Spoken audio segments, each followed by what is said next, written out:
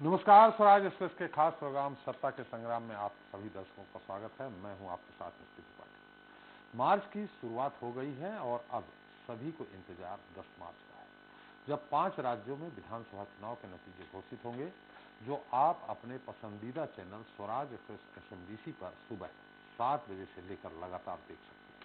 Swaraj express आपको सबसे सटीक और तेज नतीजे देगा। हमारे साथ 10 मार्च को खास पैनल होगा, जो हर एक सीट पर उम्मीदवारों की जीत और हार का पूरा विश्लेषण करेगा। बहरहाल उसके पहले उत्तर प्रदेश में अभी 2 चरणों का मतदान होना बाकी है। इसमें छठे चरण को लेकर प्रचार का शोर थम गया है। इस चरण में जीत के लिए सभी सियासी दलों के दिग्गजों ने पूरी ताकत झोंक दी है। छठे चरण का रण पूर्वांचल का है। इसमें 10 जिलों की कुल 57 सीटों पर वोटिंग होगी, जहां 2,14,63,000 के करीब मतदाता अपने मत का प्रयोग करेंगे। यूपी चुनाव के छठे चरण में 676 प्रत्याशी मैदान में। इस चरण की 11 सीटें अनुसूचित जाति के लिए आरक्षित हैं। 2017 में इन 57 सीटों पर बीजेपी ने 46 सीटें जीती थी, जबकि 2 पर उसके सहयोगी अपना दल और सुहेलदेव भारतीय जनता पार्टी को जीतने दी। ओम प्रकाश राजभर की पार्टी अब 22 का चुनाव सपा के साथ में लड़ रही है। खैर, छठे चरण की जंग में कौन छाएगा, ये तो फिलहाल भविष्य के गर्भ में है, लेकिन फिलहाल सत्ता का संग्राम में आज हम आपको इस चरण के रण में शामिल बलिया और अंबेडकर नगर लेकर चलेंगे और जानेंगे कि इन दोनों जिलों की 10 सीटों पर किस तरह के समीकरण हैं और मतदाता किसे अपना माननी चुनेंगे। चलिए जानने के लिए शुरू करते हैं खास पेशकश बलिया का बाजीगर कौन।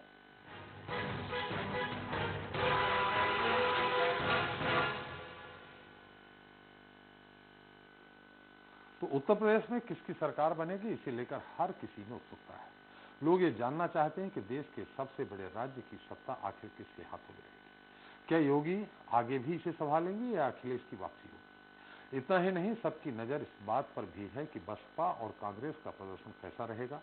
खैर, इन सब सवालों के बीच आज हम आपको बलिया और संत कबीर नगर जिले के चुनावी संग्राम से जुड़ी एक रिपोर्ट दिखाते हैं और फिर इन दोनों जिलों की सभी 10 सीटों का विश्लेषण करेंगे, जानेंगे कहां किस तरह के समीकरण हैं। लेकिन सबसे पहले देखिए हमारी खास।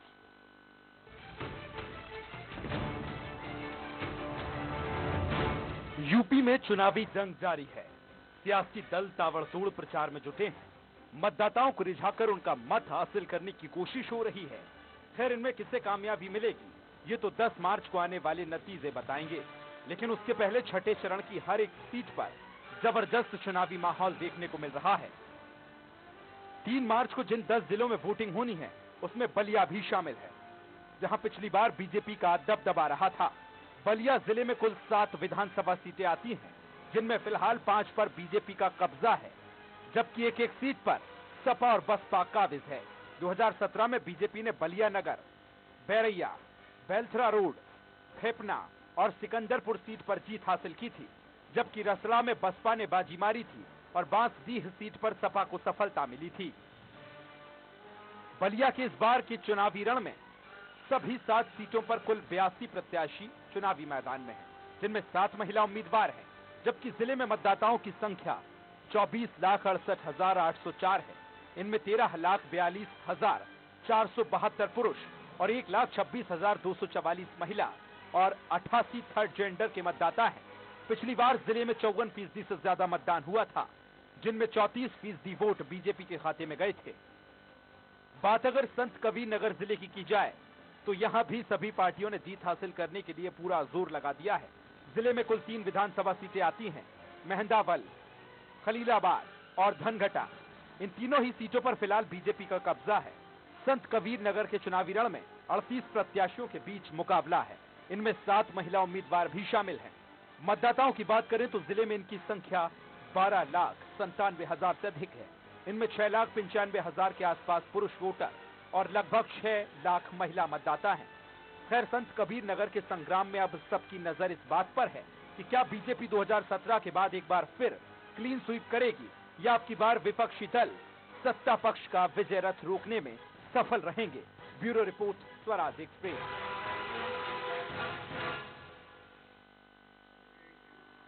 तो सत्ता का संग्राम में चलिए पहले रुख बलिया का कर लेते हैं, जहां कुल 7 सीटें हैं। किस सीट पर किसकी स्थिति मजबूत है और कौन कमजोर है, ये बताने के लिए बलिया से हमारे साथ जुड़े हमारे सहयोगी रजनीश श्रीवास्तव। वहीं बलिया के बाद संत कबीरनगर जिले की सभी 3 सीटों का हाल बताएंगे रामविलास प्रजापति। लेकिन पहले रूप रजनीश का कर लेते हैं। लेकिन आपको बता दें, विशेष टिप्पणी के लिए लखनऊ से हमारे साथ सीधे जुड़े हैं राजनीतिक विश्लेषक आलोक सोती जी। आलोक जी, आपका बहुत बहुत स्वागत है हमारे इस खास कार्यक्रम में। आपको मेरी आवाज आ रही? जी, आपकी आवाज आ रही, थोड़ी सी धीरे है, इसको अगर साउंड बढ़ जाए तो अच्छा हो जाए। जी बिल्कुल बढ़ जाएगी। आलोक जी, हम आपसे निश्चित टिप्पणी लेंगे। बलिया जिले के एक एक सीट पे हमारे रजनीश श्रीवास्तव हमको पूरा आकलन देंगे, कहाँ क्या जाति समीकरण है, क्या स्थिति है वर्तमान में, किसके किसके बीच में कड़ा संघर्ष चल रहा है, बसपा सपा संघर्ष चल रहा है, कांग्रेस कितना वोट काट पा रही है या कांग्रेस भी कहीं मजबूत स्थिति में, सारी जानकारी लेते हैं रजनीश श्रीवास्तव से। लेकिन सबसे पहले रजनीश, मेरी आवाज आ रही है आपको? जी। बलिया नगर की पहली बात कर ले। बलिया नगर में कौन कौन प्रत्याशी है ये बता दें पहले, बीजेपी, कांग्रेस, सपा और बसपा का। जी, बलिया से भाजपा से दयाशंकर सिंह प्रत्याशी हैं और सपा से जो है नारद राय पूर्व मंत्री जो रहे हैं, सपा से पूर्व मंत्री रहे हैं, बसपा से मदन वर्मा है और कांग्रेस से ओम प्रकाश तिवारी है। जी चलिए, अब ये बताइए कि बलिया नगर में जाति समीकरण क्या है, कौन से जाति के मतदाता ज्यादा हैं, डिसाइडिंग है? बलिया में सबसे ज्यादा ब्राह्मण मतदाता हैं। हाँ। दूसरे पे यादव हैं और तीसरे पे कायस्थ मतदाता हैं। अच्छा। चौथे पे आपको क्षत्रिय मतदाता हैं। ऐसे करके जो है मुसलमानों की जनसंख्या मतदाता जो है 35,343 है करीब। कोयरी जो है 15,000। ऐसे राजभर भी वहाँ पे मात्र 10,000 हैं, जो कि गठबंधन है आपका सपा के साथ, सुबह सपा का। उसके बावजूद भी राजभर वहाँ ज्यादा नहीं है, जो वहाँ से ताल ठोक रही है सुबह सपा की पार्टी। तो बहुत जनसंख्या कम है राजभरों की वहाँ पे, जबकि भूमियारों की जनसंख्या 11,000 है। इसके अलावा अनुसूचित जातियां जो है 40,000 है। जी चलिए, तो अब यहाँ फाइट किसके किसके बीच में आप देख रहे हैं बलिया नगर में? इसमें यहाँ पे सीधी फाइट जो है भाजपा और सपा के बीच है, दयाशंकर सिंह और नारद राय के बीच। दयाशंकर सिंह और नारद राय जो पूर्व मंत्री रह चुके हैं पिछले सपा सरकार में। और बसपा की क्या स्थिति है? बसपा जो है वहाँ के मूल जो वोटर, जो उसके मूल वोटर हैं अनुसूचित जाति के, दलित जाति के, वो होंगे और साथ में थोड़ा बहुत जो है कोयरी बिरादरी की वोट जो है उस पे जाने की वो चांसेज हैं। बाकी जो है सीधी टक्कर दयाशंकर सिंह और नारद राय की सीधी तरीके से है। चले, और कांग्रेस भी कुछ वोट हासिल कर रही है? जी, कांग्रेस बहुत नहीं, थोड़ा बहुत ही उसको, ये हमको लगता है करीब 2,000 से 2,500 3,000 तक ही वोट कांग्रेस जो है कवर कर पाएगी। कांग्रेस से कौन है प्रत्याशी बताया आपने? ओम प्रकाश तिवारी। तो अब आप बोल रहे हैं वहाँ जाति समीकरण नहीं चल रहा, मतलब आप कह रहे हैं कि ब्राह्मण मतदाता बहुत ज्यादा है, तो मैंने तिवारी जी की तरफ नहीं जा रहे हैं? नहीं, बहुत कम। वहाँ पे ज्यादातर दयाशंकर सिंह की तरफ ही जो है ब्राह्मणों का, भाजपा की तरफ ही रुख है। चलिए, यहाँ जैसा आपने बताया कि दूसरे नंबर पे यादव है, तो नारद राय जी की तरफ यादव और मुस्लिम भी आपने काफी गए, तो ये 2 वोट तो उनकी तरफ जाएंगे ही, जाति समीकरण अगर सही बैठ रहा है तो। जी वो तो पूरे जाएंगे, लगभग 90 से 95% तक वो जा सकते हैं उनके साथ।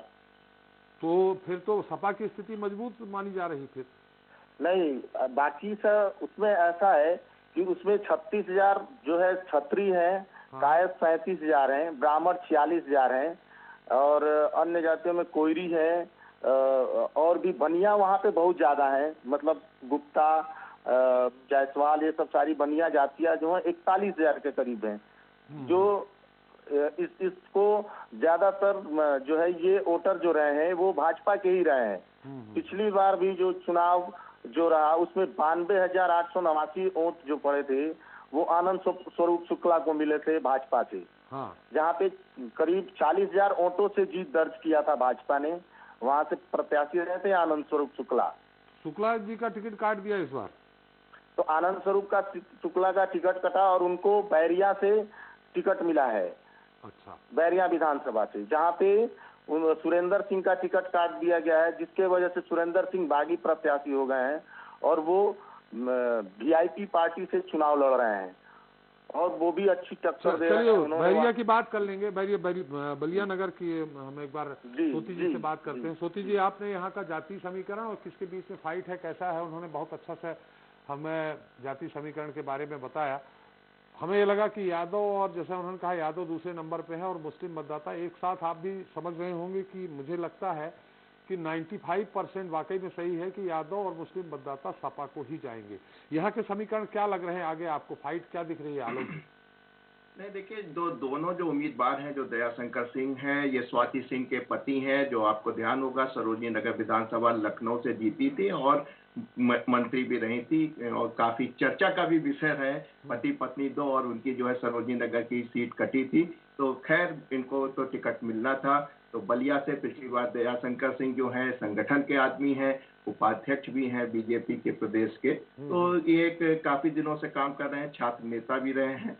तो इनकी जो बैकग्राउंड है, सामाजिक बैकग्राउंड है, बहुत ही मजबूत है।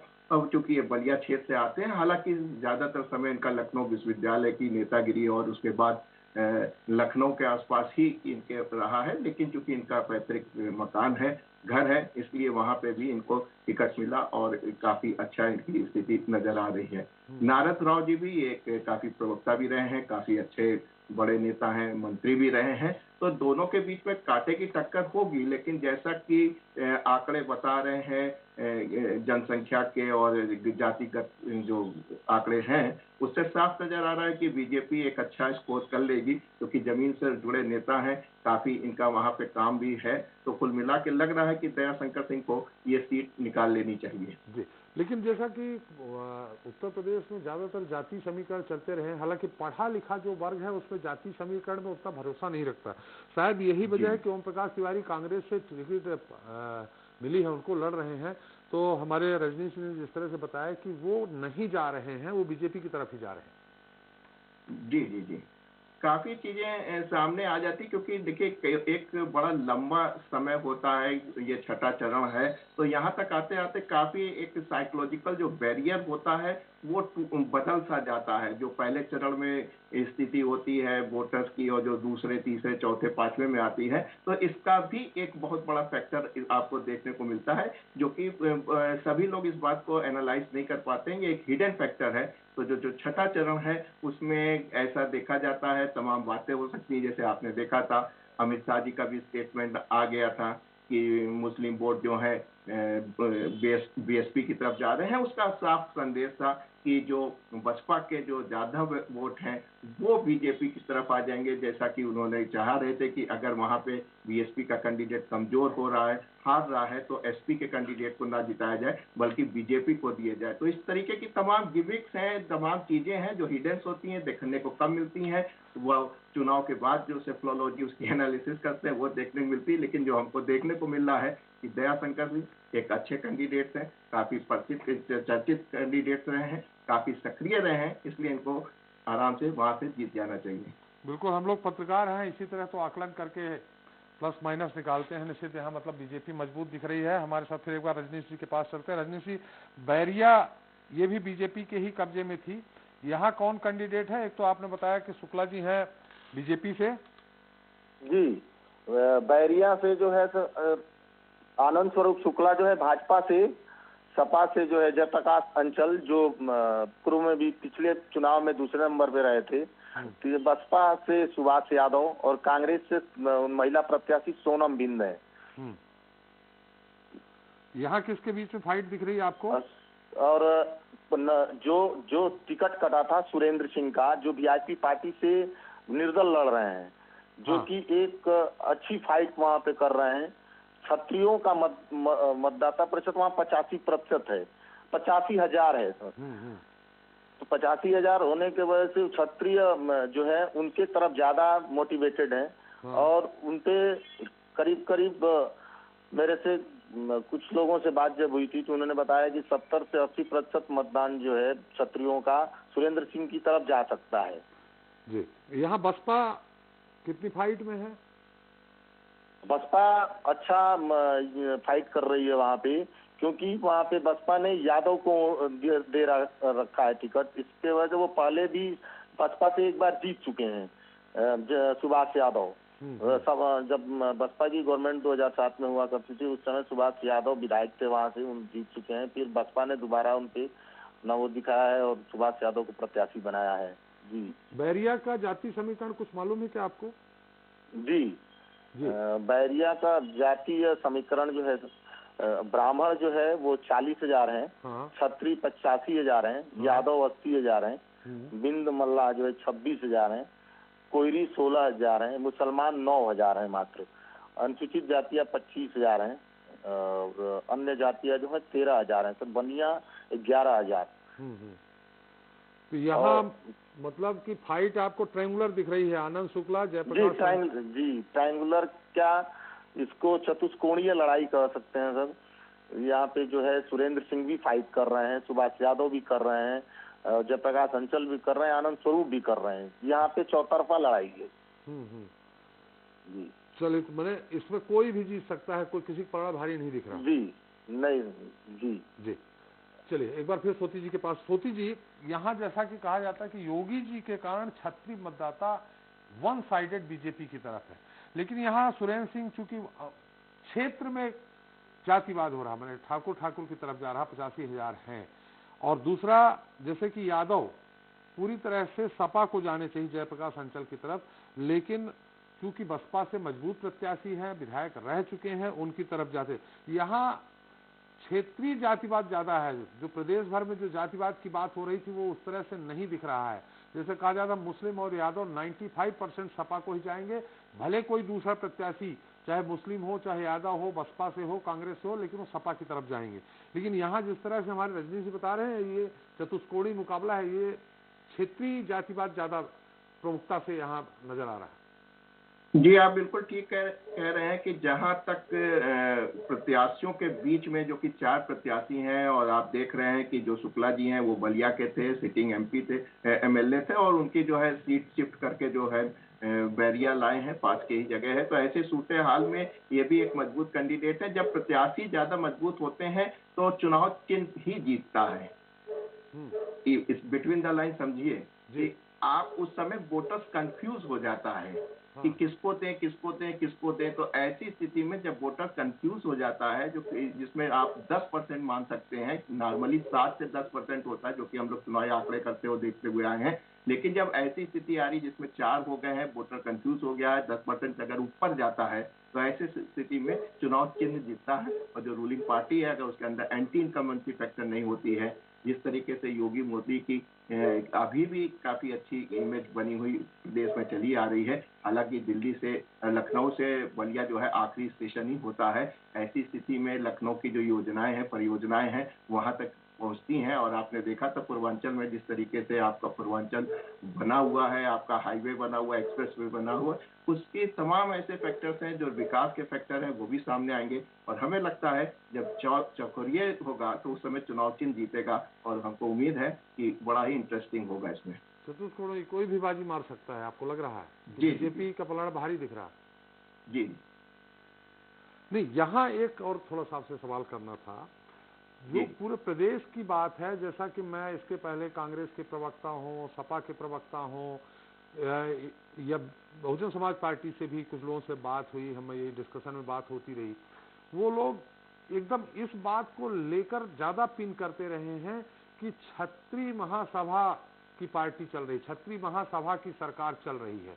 यानी निश्चित तौर पे हमें समझ में आ रहा है कि वो ब्राह्मण मतदाता जो 10-11% है, उनको तोड़ने के लिए इस तरह की बात कही जा रही थी कि क्षत्रिय महासभा की सरकार चल रही है। तो ऐसी स्थिति में कहीं न कहीं योगी को अगर थोड़ा बहुत नुकसान हुआ तो फायदा भी इस बात को मिला है कि अगर क्षत्रिय महासभा की सरकार चल रही है तो ये जो लोकल लेवल पे जो ठाकुरवाद, थोड़ा क्षत्रियवाद अगर चल रहा है, तो मुझे लगता नहीं चलना चाहिए, योगी की तरफ शिफ्ट हो जाए, भले ही अंचल शुक्ला ब्राह्मण हो। जी देखिए, जब समय अच्छा होता है तो कहते हैं कि दोनों हाथ में लड्डू होते हैं। जी एक तरफ हो सकता है कि विपक्ष ने ऐसा दिखाने की कोशिश की है कि भाई क्षत्रियों के ही सरकार चल रही है, बाकी लोगों को जो है उनका स्टेक नहीं मिल पा रहा है। जी लेकिन इसमें एडवांटेज ये हो जाता है कि जो परंपरागत वोटर्स हैं बीजेपी के, वो तो उनके साथ लगे ही रहते हैं। और साथ में अगर इस तरीके का जहाँ क्षत्रिय कह दिया, तो क्षत्रिय वोट भी आप देख रहे हैं सबसे ज्यादा वहां पे दिखाई दे रहे हैं उस इलाके में। तो जी अगर वो भी इंटैक्ट रहते हैं तो इसका एडवांटेज तो डेफिनेटली बीजेपी को ही ज्यादा दिख रहा है। बाकी आप चुनाव है, अंतिम समय तक कुछ भी नहीं कहा जा सकता है। जी जी। एक बार फिर रजनी से चतुष्कोणीय मुकाबला तो है, पर थोड़ा बहुत सही 19-20 या 0.2-0.3% ही, किसका पलड़ा भारी दिख रहा है इन चारों में?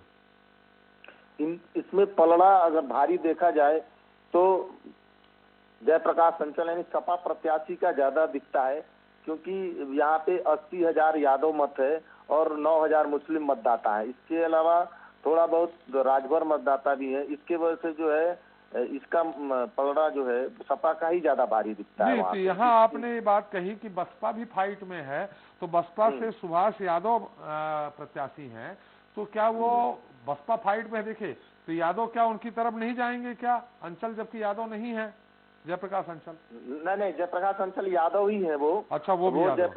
जयप्रकाश अंचल जो है वो पूर्व मंत्री अंचल जी के बेटे रहे हैं, और वो पहले बेलथरा रोड से चुनाव लड़ते थे। जब वहाँ पे वो सीट सुरक्षित हो गई तो उसके वजह से उनको जाना पड़ा वहाँ पे बैरिया। तो वो भी यादव ही है, जयप्रकाश अंचल ही लिखते हैं, पूरा यादव वो लिखते नहीं है, इसके वजह से लोग समझ नहीं पाते, लेकिन वो यादव है। लेकिन सुभाष यादव जी यादव के वोट नहीं काट पा रहे हैं। काटेंगे थोड़ा बहुत, जो उनका पहले से उन्होंने बहुत मेहनत किया है, बहुत लगे रहे हैं क्षेत्र में, लगातार उन्होंने मेहनत किया है बैरिया विधानसभा के लिए। जबकि जयप्रकाश अंचल रहने वाले बेलथरा रोड ज्यादा रह जाते होंगे और बैरिया के ये मूल निवासी हैं, तो इसका भी असर पड़ सकता है बसपा के प्रत्याशी सुभाष यादव पे। बेलथरा रोड की बात करें तो बेलथरा रोड सुरक्षित है? बेलथरा रोड सुरक्षित है। यहाँ किसके बीच में मुकाबला है? यहाँ भी त्रिकोणीय लड़ाई दिख रही है, जिसमें सपा से हंसूराम, सपा और सुबह सपा के गठबंधन के ये प्रत्याशी हैं, और दूसरे भाजपा से छट्टू राम है और बसपा से प्रवीण प्रकाश है। जबकि कांग्रेस ने महिला प्रत्याशी गीता गोयल को उतारा है वहां से उसराव में। तो यहाँ पे त्रिकोणीय लड़ाई दिख रही है, छट्टू राम, हंसूराम और प्रवीण प्रकाश के बीच। माने बीएसपी फाइट में है? बीएसपी फाइट में है, क्योंकि प्रवीण, हंसूराम और छट्टू राम ये दोनों प्रत्याशी जो हैं बाहर के हैं, और जो प्रवीण प्रकाश है वो पिछली बार भी सुबह सपा के उच्च प्रत्याशी रह चुके हैं और वो लोकल प्रत्याशी है वहाँ की। इसका भी उनको इसका फायदा मिलते दिख रहा है। हंसूराम जो है वो एकाएक, इनको कभी किसी ने देखा भी नहीं और ये वहाँ पे पहली बार दिख रहे हैं, और सुबह सपा द्वारा उतारे हुए ये दूसरे जगह से आए प्रत्याशी, इसके वजह से भी इनके थोड़ा जो है मतदान कम हो सकता है। छट्टू राम जबकि दूसरे विधानसभा से हैं, तो उनपे भी हो सकता है कि कम हो, लेकिन प्रवीण प्रकाश भी लड़ाई में दिख रहे हैं। तो इसमें पलड़ा थोड़ा बहुत सही किसका भारी है? लड़ाई किसके बीच में है? त्रिकोणी तो है, पर मुख्य रूप से आप देख रहे होंगे कि सीधी ज्यादातर टक्कर भाजपा और बसपा के बीच यहाँ पे जो है लड़ाई दिख रही है। चलिए, ये जो दलित मतदाता है वो तो यहाँ बटेंगे, लेकिन सवर्ण मतदाता भी आपके नॉलेज में है कि कितने हैं करीब? सवर्ण मतदाता दोनों तरफ की आज एक तो लोकल होने की वजह से प्रवीण प्रकाश पे भी क्षत्रिय मतदाताओं की सूचना है कि वो उधर जा सकते हैं, और छट्टू राम पे भी, छट्टू राम तो खैर भाजपा के प्रत्याशी रही है, तो सवर्ण मतदाता को जाने का ज्यादातर चांसेस उधर ही है, छट्टू राम की तरफ। चलिए एक बार सोती जी के पास चलते हैं। सोती जी, अभी भी मतलब जिस तरह से रजनीश जी बता रहे हैं कि सवर्ण मतदाता, खासकर ब्राह्मण, ठाकुर, लाला, बनिया, ये अभी भी इनका झुकाव बीजेपी की तरफ है, और यहाँ पे प्रवीण प्रकाश छत्री नहीं है, लेकिन छत्री मतदाता है काफी। तो मुझे जो लगता है कि योगी जी की जो छवि है उसके अनुसार प्रवीण प्रकाश की तरफ न जाके छत्री मतदाता छग्गू राम की तरफ जाएंगे।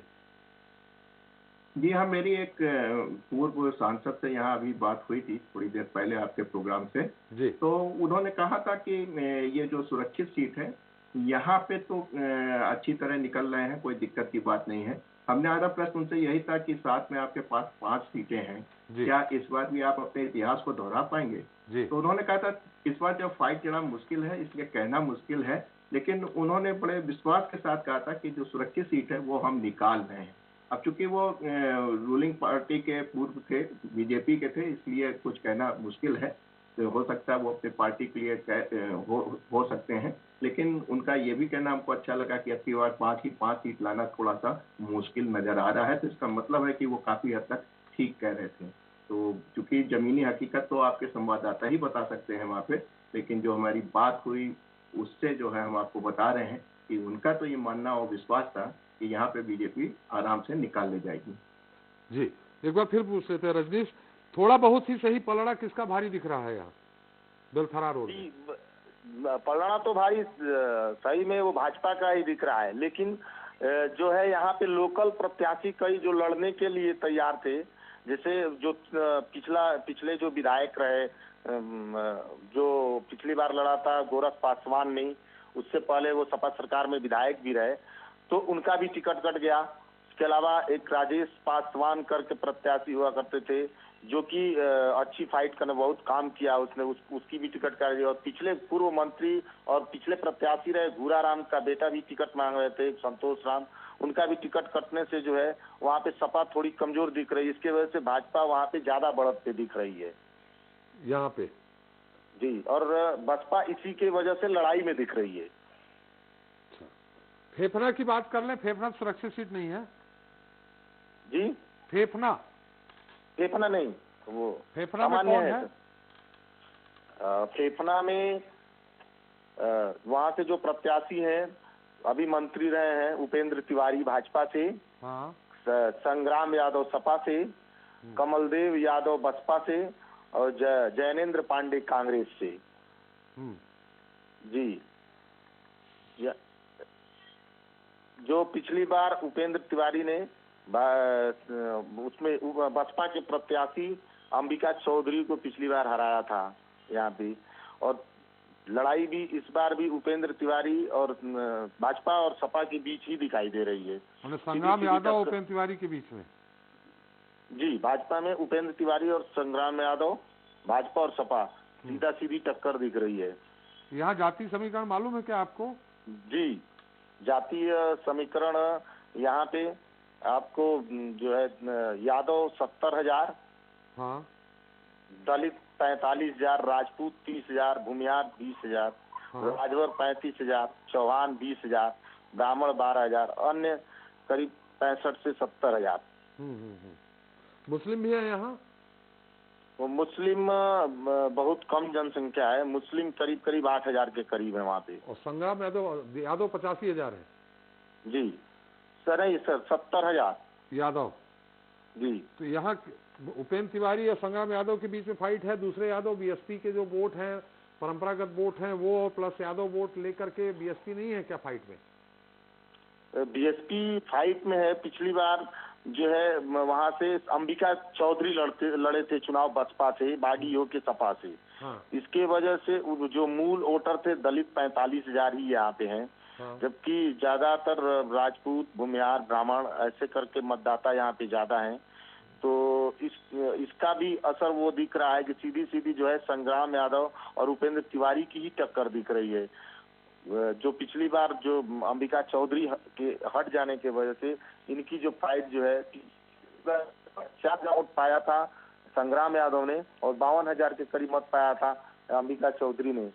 तो इसका भी एक असर हो सकता है कि उसमें यादव मतदाता गए हों पिछली बार, वो भी संग्राम यादव में ही जाके जुड़ेंगे वापस। तो इसका भी असर देखने को मिल सकता हो सकता है सपा वहाँ पे ज्यादा मजबूती से लड़ाई लड़ रही हो। तो यहाँ पे सपा का थोड़ा सा दबदबा ज्यादा दिख रहा है आपको? जी, सपा का गढ़ भी रहा है ये पहले से। यहाँ पे लगातार कई बार अंबिका चौधरी ने जीत दर्ज किया है सपा से। चौधरी किस समाज से आते हैं? चौधरी यादव हैं। यादव। चलिए स्वाति जी से पूछ लेते हैं। स्वाति जी, यहाँ का गणित बहुत समझ में नहीं आ रहा है, जिस तरह से हमारे रजनीश जी बता रहे हैं कि थोड़ा सपा का प्रभाव ज्यादा दिख रहा है? जी, इसलिए क्योंकि अम्बेडकर चौधरी जो है उत्तर प्रदेश के काफी हैवी वेट नेता माने जाते हैं, गद्दावर नेता हैं, इनका काफी अच्छी इमेज है। पिछली बार इन्होंने काफी वोट काटे थे जिसका फायदा उपेंद्र तिवारी को मिलता नजर आया है।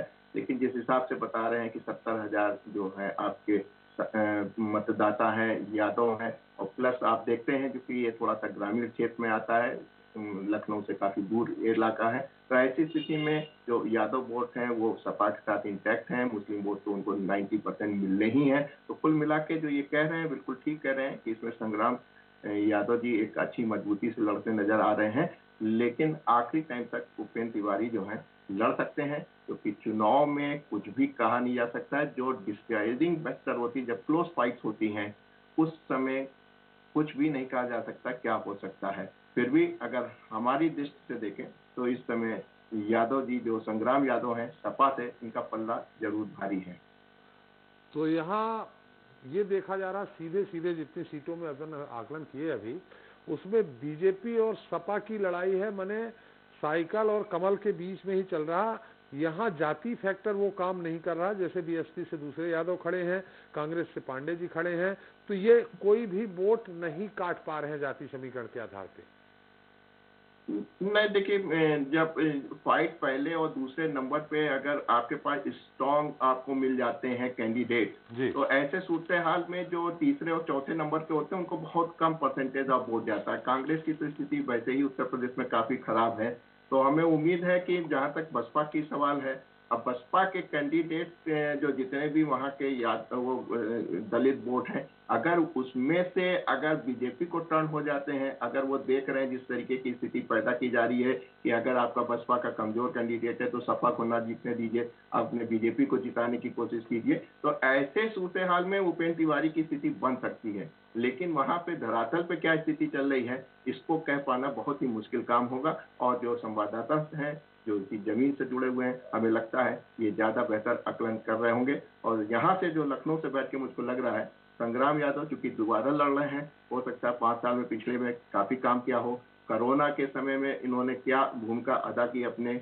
विधानसभा क्षेत्र में, और उसके बाद इन्होंने क्या वहाँ पे किया, ये बहुत सारे फैक्टर्स डिपेंड करते हैं कि विपक्ष में रह के इन्होंने वहाँ पे क्या काम किए जनता के साथ, वो भी बहुत ही मायने रखते हैं इसमें। नहीं तो जो फ्री में राशन मिला है, जो गवर्नमेंट की जो स्कीमें हैं, उसका भी फायदा जो है बीजेपी को मिलेगा। जो ये एक बार रजनीश से पूछ रहे, रजनीश जो एक फ्री में खाद्यान्न बांटने की, प्रधानमंत्री आवास योजना की, जो भी लाभार्थी हैं जिनको लाभ मिला, जैसा कि बीजेपी कहना 30% लोगों को वो इस तरह से मुफ्त में राशन से लेकर के मकान तक बांट रहे हैं, आवास तक बांट रहे हैं। ये चाहे ये ज्यादातर वो मतदाता होंगे जो बीएसपी के खांटी मतदाता हुआ करते थे, हालांकि दूसरे भी मतदाता होंगे। इनका रुख क्या आप जानते हैं, इनका रुख किस तरफ है? बीजेपी की तरफ, चूंकि लाभ बीजेपी से मिल रहा है, तो बीएसपी से टूट रहे हैं ये कि अभी बीएसपी के साथ ही है? जी, कुछ मतदाताओं पे जो राशन और अन्य सुविधाएं जो सरकार की इस समय का जो पा चुके हैं, उनमें असर दिख रहा है कि वो भाजपा के कार्यों से प्रभावित हैं, वो जा सकते हैं भाजपा में। दूसरा कि जो उपेंद्र तिवारी हैं, उन्होंने भी बहुत स्तर पे काम किया है, लगातार उन्होंने दौड़ा है, यहाँ पे बहुत काम भी किया है, तो इसका भी असर भाजपा पे दिखाई दे रहा है।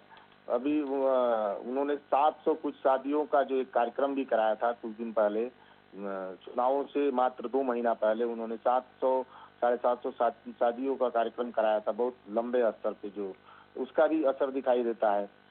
अब इसके अलावा संग्राम यादव जो है दूसरी बार इस बार सपा से लड़ाई लड़ रहे हैं, तो इसका भी असर ये होगा कि हो सकता है कि चुनाव में यादव, अब इस बार तो यादव पूर्णतया जो है संग्राम यादव की तरफ ज्यादातर, लगभग 95 से 97% तक संग्राम यादव के साथ ही रहेंगे, वो कहीं नहीं जाने वाले हैं। सिकंदरपुर की बात कर लें, सिकंदरपुर में कौन है? सिकंदरपुर में भाजपा से पूर्व विधायक रहे संजय यादव है, सपा से मोहम्मद जियाउद्दीन रिजवी जो कि सपा सरकार में पशुधन विकास मंत्री रह चुके हैं, बसपा से संजीव वर्मा जो पूर्व विधायक के भतीजे हैं, कांग्रेस से ब्रिजेश सिंह घाट हैं, जिन्होंने करीब 25 सालों से कांग्रेस के लिए काम किया है, पहली बार उनको टिकट मिला है जी। हाँ, यहाँ फाइट किसके बीच में है? यहाँ फाइट सीधे टक्कर में तो संजय यादव और मोहम्मद जियाउद्दीन रिजवी सपा और भाजपा में ही दिखाई दे रही है। अच्छा, अब थोड़ा सा यहाँ का जाति समीकरण है क्या आपके पास? जी, जाति जातीय समीकरण जी बता रहे हैं। ब्राह्मण 15,000, क्षत्रिय 24,000, ब्राह्मण 15, यादव 40,000 हैं, मुसलमान 22,000 हैं, राजभर 35,000 हैं, कोयरी 23,000 हैं, अनुसूचित जातियां जो है 48,000 हैं, बनिया 10,000 हैं, अन्य करीब 30 से 35,000 जातियां हैं। तो सीधा यहाँ पे जो है यादव और राजभर की जनसंख्या बहुत ज्यादा है, इसके अलावा मुसलमान भी 22,000 हैं, तो इसलिए ज्यादातर लड़ाई मोहम्मद जियाउद्दीन रिजवी और संजय यादव भाजपा की करीब दिख रही है। यहाँ संजय यादव भाजपा से हैं, तो क्या यहाँ यादव वोट रिजवी को जा रहे हैं सपा की? जैसे माना जाए यादव वोट सारे सपा को जाएंगे, तो क्या ऐसा लग रहा है क्या कि संजय यादव की तरफ यादव वोट जा रहे हैं? संजय यादव की तरफ 20% ही मत जा सकते हैं यादव के, बाकी ज्यादातर मत जियाउद्दीन रिजवी को सपा को ही जाएंगे। लेकिन राजभर जातियां जो है आधा 50-50 बच चुकी हैं, इसके वजह से जो है पिछली बार लगभग 80% संजय यादव को गठबंधन रहने की वजह से, सुबह सपा से गठबंधन था भाजपा का, इसका भी बेनिफिट मिला था।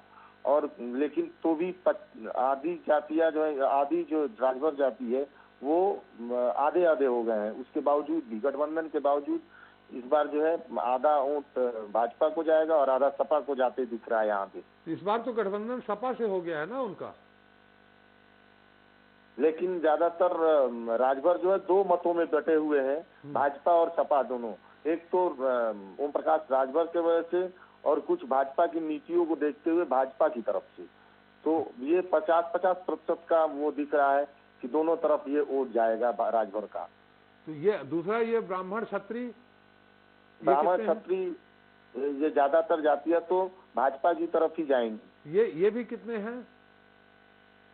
ब्राह्मण जो है 15,000 और 24,000 क्षत्रिय हैं, ये है। बाकी छोटी जाति जैसे जो बनिया बिरादरी है वो 10,000 है, ऐसे करके जो है और भी जातियां जैसे कायस्थ हुआ, ऐसे करके करीब करीब ये 35 से 40,000 के करीब जातियां और भी जुड़ती हैं इनके साथ। यहाँ स्थिति किसकी मजबूत? चौहान है जी। स्थिति किसकी मजबूत दिख रही है यहाँ?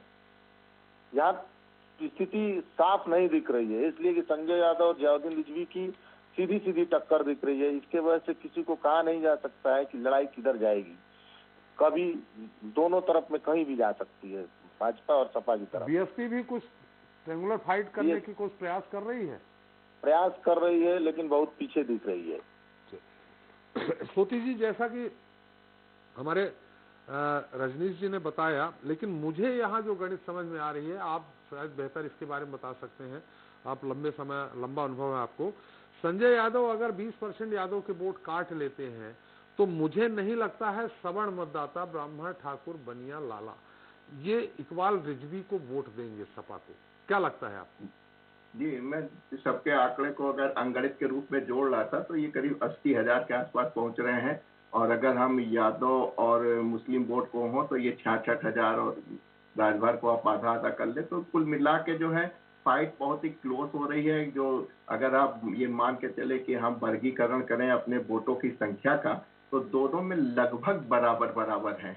अब ऐसा तो होता नहीं कि 100% वोट आपको मिलेंगे उस सेगमेंट के, लेकिन यहाँ देखने वाली बात यह है कि जो संजय यादव जी हैं वो दोबारा चुनाव यहाँ लड़ रहे हैं, उनको यहाँ दोबारा टिकट मिला है, तो उनके साथ कितना एंटी कन्वेंटिव फैक्टर है इसको भी ध्यान में रखना पड़ेगा, क्योंकि बड़ा मुश्किल होता है कि एक बार आप कहीं के आप एमएलए हो जाते हैं, लोगों की जो इच्छाएं होती हैं, अभिलाषाएं होती हैं, वो उसको पूरा कर पाना मुश्किल होता है। संजय जी ने वहाँ पे कितना काम किया विधायक रह के, ये सब बातें जो हैं आपके क्षेत्रीय जो संवाददाता हैं वही बता सकते हैं कि उनका जो व्यक्तिगत रूप से वहां पे कितना क्षेत्र में प्रभाव है, लोग उनके साथ कितना इंटैक्ट है, या उनका एंटी कम्बेंसी फैक्टर भी है। तो उस समय जो है ये जो चुनावी गणित होती है, जो हम लोग जातिगत आंकड़े पे लगा रहे हैं, वो फेल हो जाती है। तो ये हम इनसे सवाल पूछना चाहेंगे कि संजय यादव जी की क्षेत्र में क्या स्थिति है, लोग बात उनको किस तरीके का नेता मानते हैं। जी रजनीश जी, ज्योति जी सवाल कर रहे हैं कि संजय यादव जी की क्या स्थिति है, उनकी अपनी व्यक्तिगत छवि कितनी है और किस तरह से उन्होंने विकास के कार्यों में हाथ बटाया। जी, संजय यादव जो है वो एक ऐसे नेता हैं जो न जैसे लोगों का कहना है, लोगों के बीच का ये रहता है कि ना इन्होंने किसी का कुछ बनाया है तो किसी का बिगाड़ा भी नहीं है। तो संजय यादव एक दिखती जो है, इनकी छवि जो है वो साफ दिखती है, लेकिन जो बताया अभी उन्होंने एंटी इनकम का ये परेशानी है यहाँ पे, तो है यहाँ पे क्योंकि वो बाहर से आए हुए हैं, वो देवरिया के रहने वाले हैं। और दूसरी बार यहाँ के जो लोकल जो कैंडिडेट के लिए मांग कर रहे थे, जो प्रत्याशी के लिए मांग कर रहे थे, वो भी जो भीतर घात वो भी होने के घाती जो लोग हैं वो इनको नुकसान पहुंचा सकते हैं संजय यादव।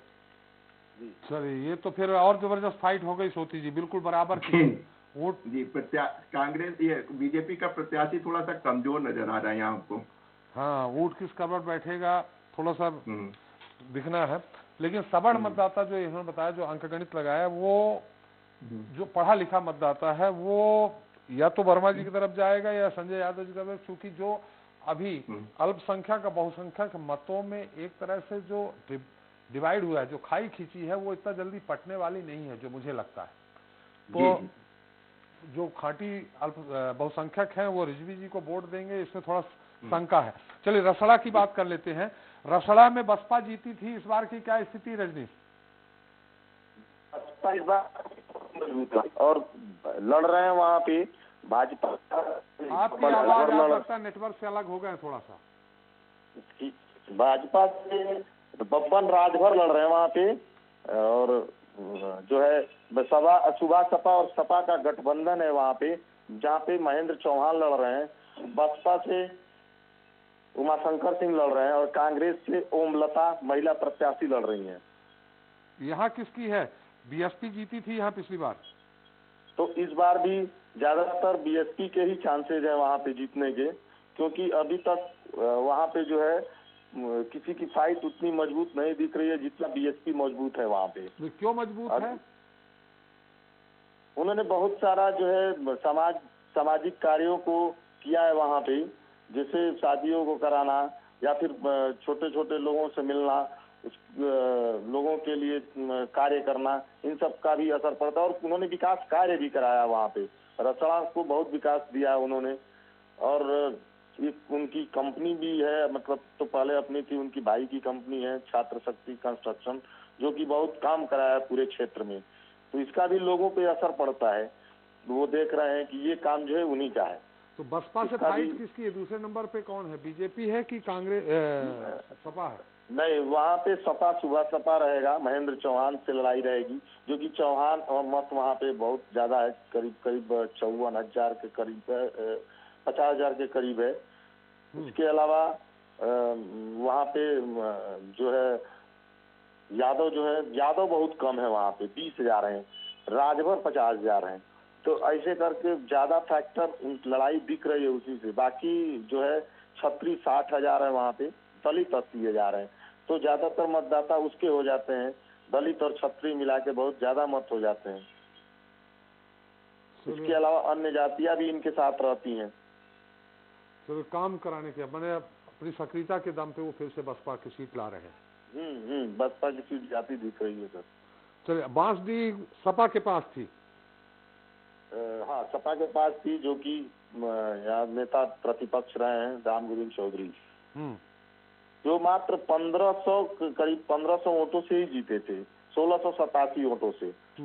तो यहाँ पे भाजपा और केतकी सिंह लड़ रही हैं, जो कि इस बार कड़ी टक्कर दे रही हैं। पिछली बार वही निर्दल प्रत्याशी उन्होंने 1687 से केवल सीट हारी थी, जो राम गोविंद चौधरी उस बार निर्दल थी और इस बार भाजपा के साथ हैं। तो इसका ही फैक्टर पड़ रहा है। केतकी सिंह वहाँ पे ज्यादा मजबूत दिख रहे हैं राम गोविंद चौधरी की अपेक्षा। बसपा से वहाँ पे मानती राजभर हैं और कांग्रेस से पुनीत पाठक हैं। ये जाति समीकरण क्या है यहाँ? जातीय समीकरण जो है यहाँ पे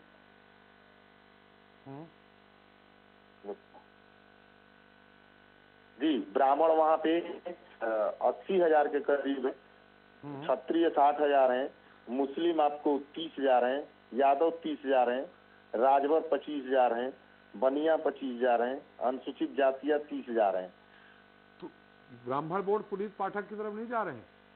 नहीं, बहुत जैसे यहाँ पे ज्यादातर भाजपा की तरफ ही ब्राह्मणों का भी मत है और मुझे लगता है पुनीत पाठक कुछ न कुछ तो काटेंगे ही, क्योंकि वो पूर्व मंत्री बच्चा पाठक के नाती पोते हैं वो पुनीत पाठक। तो हो सकता है कि उनकी तरफ ब्राह्मण मत जाए भी, लेकिन बहुत ज्यादा नहीं वो नुकसान पहुंचा पाएंगे जितना भाजपा को मिलेगा। और केतकी सिंह ने वहाँ कई सालों से लगातार मेहनत किया है इन सब चीजों इस लड़ाई के लिए। यादव और मुस्लिम मतदाता कितने हैं, एक बार फिर बताएंगे क्या? यादव 30,000 और मुस्लिम? मुस्लिम भी 30,000 के करीब। ये तो चौधरी जी की तरफ ही जा रहे होंगे पूरे? हाँ, पूरे जाएंगे लगभग। और छत्री एक बार फिर से बताएंगे? छत्री 60,000। चलिए, तो एक बार फिर सोती जी के पास। बहुत बहुत धन्यवाद रजनीश आपका सारी जानकारी देने के लिए। क्या लग रहा है इस सीट पे बांसडीह में? ये तो लगता है सपा से छिनती नजर आ रही है सोती जी। जी हाँ, चूंकि जो आपके चुनावी आंकड़े बता रहे हैं, जिसको आप कह सकते हैं अंगणित, वो तो बहुत ज्यादा है। ब्राह्मण यहाँ पे बहुत संख्या में है, उसके बाद क्षत्रिय भी हैं। तो जिसका कि योगी सरकार है, जिसकी एक परसेप्शन क्रिएट किया गया कि क्षत्रियों की सरकार है, तो पूरा वो 60,000 का जो एक बहुत बड़ा वोट बैंक है वो तो बीजेपी की तरफ जाना चाहिए। ब्राह्मण शुरू से इंटैक्ट है, अब देखना है कि वहाँ की क्षेत्रीय स्थिति क्या है। और लेकिन चूंकि ये बता रहे हैं कि सपा से फाइट है, तो इसका मतलब है कि अगर सपा से फाइट होगा तो ब्राह्मण वोट का बीजेपी में जाना लगभग तय हो जाता है। तो ऐसी स्थिति में हमें लगता है कि बीजेपी अच्छी फाइट करेगी, जाए कि जैसा कि हम देख रहे थे कई जगह बैकफुट पे दिखाई दे रही है, लेकिन यहाँ पे जो है बांसडीह में जो है फ्रंट फुट पे बीजेपी दिखाई पड़ रही है। ये जो आंकड़ा निकाला आपने बिल्कुल सही, जो आपने बात की थी कि 5 नहीं 1 आध सीट लूज कर सकते हैं। जो हम लोगों ने अपना आंकड़ा निकाला है, बैरिया और फेफना ये 2 सीट सपा की तरफ जा सकती हैं, लेकिन वो दूसरी तरफ सपा से बांसडीह छीन भी सकती है। ये तो बराबर का ही आंकड़ा आ जाएगा लगभग। हाँ, 5 का है तो 4, एक तो उन्होंने बताया था कि रिजर्व सीट जीत रहे हैं और बची 4 में तो 3 है। तो हमें नहीं लगता कि बीजेपी को बहुत बड़ा लॉस होता नजर आ रहा है, क्योंकि ऐसा नहीं है कि जब एंटी इनकम्बेंसी होती तो ये 5 की 5 सीटें निकल जाती हैं, लेकिन उस हिसाब से नहीं लग रहा है कि इसमें बहुत ज्यादा हेरफेर होने वाला है। 4 या 3 के आसपास तो बीजेपी को मिलनी ही चाहिए। फेफना और बैरिया जो बीजेपी के पास थी वो अगर जा रही है सपा के पास, तो बांसडीह वापस आ रही, मतलब तो 1 सीट का लॉस हो सकता है उनको, जैसा कि दिख रहा है। चलिए, अब हम संत कबीर नगर की बात कर रहे थे, जहाँ से रामविलास हमारे साथ जुड़ गए हैं। रामविलास, मेरी आवाज आ रही? जी सर, नमस्ते सर। हाँ नमस्कार, मेरी आवाज आ रही है अच्छे से आपको रामविलास जी? जी जी, आ रही है सर, आ रही है सर, आ रही है सर। मेहदावल सीट की बात कर लें थोड़ा सा। हेलो। हाँ रामविलास जी, मेहदावल विधानसभा क्षेत्र की क्या स्थिति है? मेहदावल विधानसभा की अगर बात किया जाए सर, तो यहाँ कुल 4,56,711 वोटर हैं, जिसमें इस विधानसभा में निषाद बाहुल क्षेत्र माना जाता है। 1,20,000 निषाद बाहुल क्षेत्र हैं। यहाँ से भाजपा और निषाद पार्टी के प्रत्याशी अनिल त्रिपाठी हैं, जिसमें पूरी तरह से यहाँ पे हावी हैं और यहाँ त्रिकोणीय लड़ाई चल रही है। और किससे है? भाजपा से त्रिपाठी, और कौन है? भाजपा, सपा, बसपा तीनों पार्टियां लड़ रही हैं। नहीं, तीनों पार्टी तो लड़ रही हैं, प्रत्याशी का नाम है क्या आपके पास बाकी? जी सर। तो सपा का, बसपा का बता दीजिए। सपा का आंकड़ा अगर बताया जाए तो सर, सपा से कौन प्रत्याशी है? सपा के जयराम पांडे हैं, जो पिछले तीसरे स्थान पे थे 2017 में। हाँ। बसपा पिछली साल दूसरे स्थान पे थी। तो बसपा से कौन है? पूर्व ताबिश खान है जो बसपा के पूर्व विधायक रहे हैं, वो क्या नाम बताया? बसपा से चुनाव लड़ रहे हैं। पूर्व ताबिश मोहम्मद ताबिश खान बसपा से हैं? जी बसपा से हैं। यहाँ का जाति समीकरण क्या है? जाति समीकरण सर फर्स्ट पे है निषाद बाहुल इलाका और हाँ। दूसरे पे हैं मुस्लिम समाज के लोग। मुस्लिम कितने हैं, यादव कितने हैं? यादव सर चौथे पे हैं, ब्राह्मण तीसरे पे हैं। या मुस्लिम दूसरे पे हैं, जी। पहले पे निषाद हैं, चौथे पे ब्राह्मण हैं, तीसरे पे यादव हैं। जी चौथे पे यादव हैं। चौथे पे यादव हैं। ब्राह्मण? अब ब्राह्मण सर वही 56-59 हजार वोट ब्राह्मणों का है। तो क्या निषाद वोट जा रहे हैं पूरी तरह से अनिल त्रिपाठी की तरफ? पूरी तरह से निषादों का वोट अनिल त्रिपाठी पे जा रहा है सर। और ब्राह्मण वोट?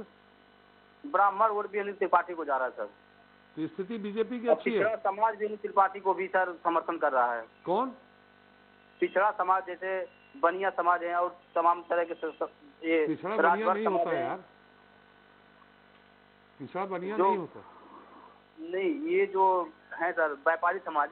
व्यापारी समाज, चलो सवर्ण में आते हैं। चले हम सोती जी से बात कर लेते हैं। सोती जी, जिस तरह से बोल रहे हैं, यहाँ दो जयराम पांडे भी लड़े हैं, सपा तीसरे पे थे, दूसरे पे वो थे, लेकिन मुस्लिम और यादव कॉम्बिनेशन यहाँ होता है, तो अगर निषाद और ब्राह्मण कॉम्बिनेशन होता है तो बीजेपी का पलड़ा भारी दिख रहा है। हालांकि तीनों सीटें बीजेपी के पास थी संत कबीर नगर की। जी हाँ, देखिए संजय निषाद की भले ही पार्टी छोटी है, लेकिन उनके यहाँ पे इज्जत दांव पे लगी, इसलिए पूरा मेहनत कर रहे होंगे और सही कैंडिडेट ही उन्होंने दिया होगा, क्योंकि ब्राह्मण कैंडिडेट है। और आप देख रहे हैं कि निषाद के बाद अच्छे खासे ब्राह्मण वोट हैं, और हमको लग रहा है कि संजय निषाद जो है यहाँ पे काफी मेहनत कर रहे होंगे अपने कैंडिडेट के लिए। तो अगर निषाद वोट पूरते जा रहे हैं, जो कि बहुत ही बहुल मात्रा में है, और ब्राह्मण वोट तो इनको मिलना है, क्योंकि पिछली बार भी जीत चुके हैं। कोई अगर बहुत बड़ा एंटी इनकम्बेंसी फैक्टर ना आ रहा हो, तो इस सीट को निकालने में बीजेपी को या जो उनकी जो एलाइज है उसको कोई दिक्कत नहीं होनी चाहिए। जी, चलिए खलीलाबाद की बात कर लेते हैं। रजनीश रामविलास, खलीलाबाद की क्या स्थिति है?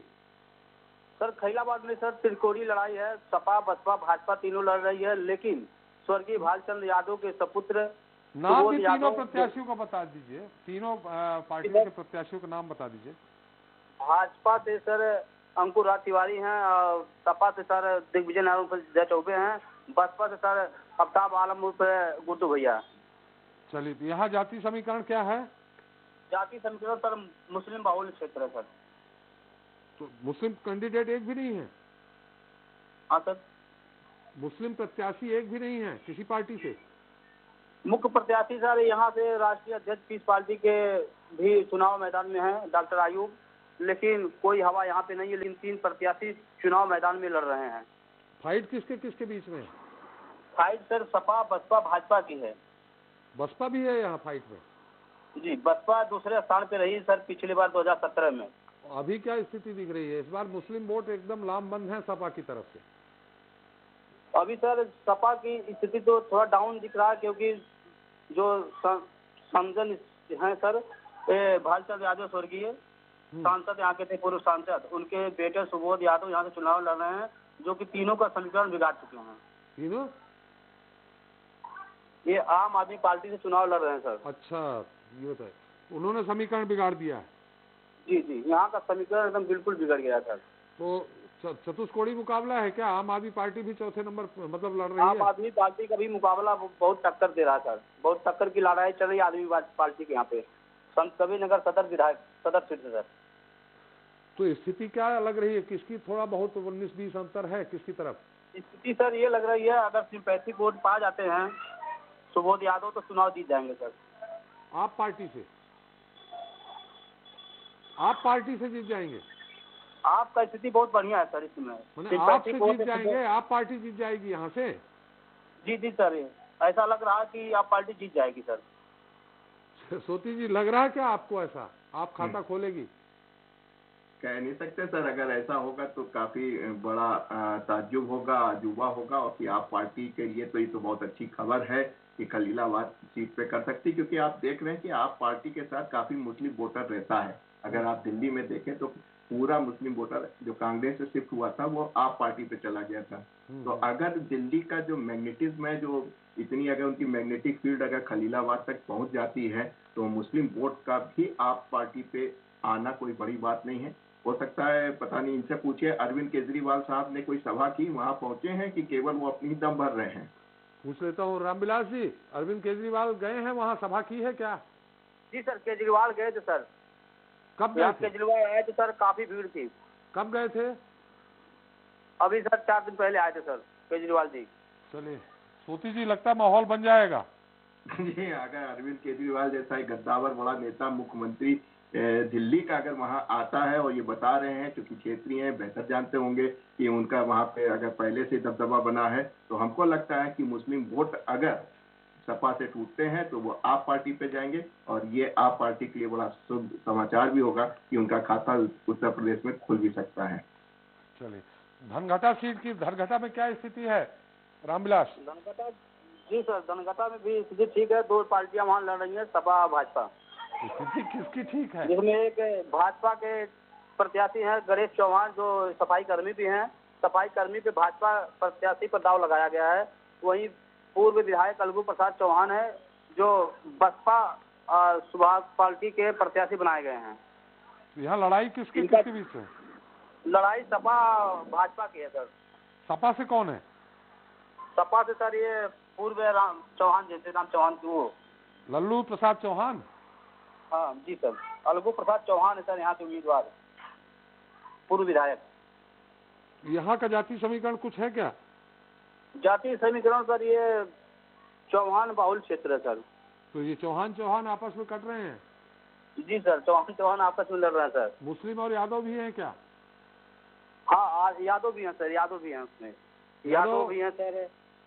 जी सर। यादव कितने होंगे? यादव सर लगभग में, अब तो क्लियर नहीं है एक यादव, तो मान के चलिए 10% होंगे सर यादव। मतलब कुल मिला के सपा और बीजेपी की यहाँ लड़ाई चल रही है। थोड़ा बहुत कोई आगे पीछे दिख रहा है बीजेपी या सपा में? थोड़े बहुत आगे पीछे नहीं दिख रहे हैं सर। इसमें सिंपैथी में चल रहे हैं। गणेश चौहान जो सफाई कर्मी हैं, भाजपा से हैं, उम्मीदवार बनाए गए हैं, उनकी हवा एकदम चल रही है। लेकिन दोनों कांटे की लड़ाई में चल रहे हैं, सपा और भाजपा। चलिए, बहुत बहुत धन्यवाद रामविलास जी आपको। सोती जी, पूरा संक्षिप्त टिप्पणी एक पूरे विश्लेषण को लेकर के। देखिए, घनघटा की जहां तक है, बीजेपी की वहाँ चौहान साहब हैं, वोट काट रहे हैं, और वैसे भी ज्यादा वोट इनको ही मिलने चाहिए। और इसके साथ अगर वहाँ के जो बीएसपी के भी जो वोट हैं, जो दलित वोट हैं, वो अगर बीजेपी में आ जाते हैं तो इनकी एक अच्छी स्थिति बन सकती है। तो अगर इन 3 विधानसभा की बात कही जाए तो 2 तो काफी मजबूती से बीजेपी लड़ती दिखाई दे रही है। जैसा कि आपके संवाददाता बताए थे, खलीलाबाद वाली सीट पे आप पार्टी अच्छा कर रहा है, और अरविंद केजरीवाल भी दौरे पे आए थे, जल्दी आए थे, और वो हमको लगता है कि उनका आने का मतलब है कि मुस्लिम वोट को अपनी तरफ खींचना। अगर मुस्लिम वोट जैसा कि बहुमत में है, अगर वो कुछ सरकते हैं, सपा से सरकते हैं, बसपा से आम पार्टी पे आते हैं, तो आप पार्टी की भी यहाँ स्थिति बन सकती है, अपना खाता खोल सकती है। चलिए, बहुत बहुत धन्यवाद सोती जी, आपने अपना अमूल्य समय दिया विशेष टिप्पणी के लिए। आपका भी बहुत बहुत धन्यवाद। तो उत्तर प्रदेश की चुनावी जंग अब अपने अंतिम पड़ाव की ओर है। सूबे में 3 मार्च को छठे और 7 मार्च को 7वें यानी अंतिम चरण का मतदान होगा। इसके बाद 10 मार्च को नतीजे घोषित होंगे, जो ये बताएंगे कि अब की बार किसकी सरकार बनेगी। लेकिन उसके पहले छठे चरण की जंग में हमने आज जिन सीटों का विश्लेषण किया है, उसमें ज़्यादातर पर बीजेपी और सपा के बीच सीधी टक्कर है, जबकि कुछ सीटों पर बसपा भी मुकाबले में नजर आ रही है। खैर, तमाम सियासी समीकरणों के बीच छठे चरण का रण कौन अपने नाम करता है, देखना अहम होगा। इसी के साथ सप्ताह के संग्राम में इतना ही। नमस्कार। आरंभ है प्रचंड बोल मस्तकों के झुंड, आज जंग की घड़ी की तुम गुहार दो।